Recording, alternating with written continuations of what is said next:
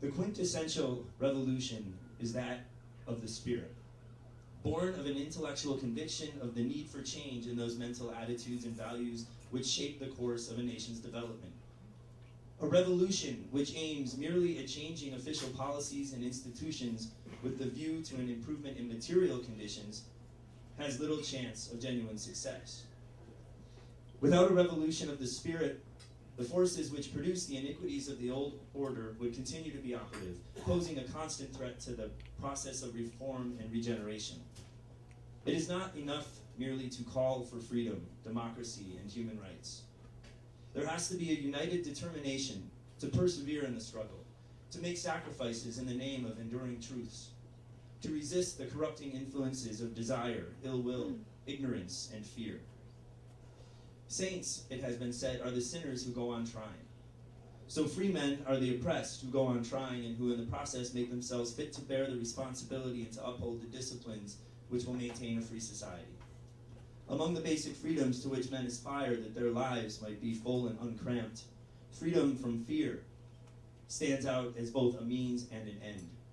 A people who would build a nation in which strong democratic institutions are firmly established as a guarantee against state-induced power must first learn to liberate their own minds from apathy and fear.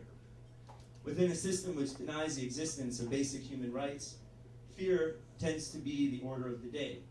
Fear of imprisonment, fear of torture, fear of death, fear of losing friends, family, property, of means or livelihood, fear of poverty, fear of isolation, fear of failure.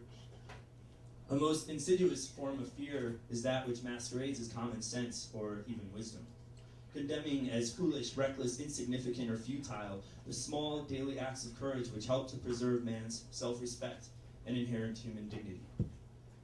It is not easy for people conditioned by fear under the iron rule of the principle that might is right to free themselves from the enervating miasma of fear. Yet even under the most crushing state machinery, courage rises up again and again, for fear is not the natural state of civilized man. The wellspring of courage and endurance in the face of unbridled power is generally a firm belief in the sanctity of ethical principles, combined with a historical sense that despite all setbacks, the condition of man is set on an ultimate course for both spiritual and material advancement.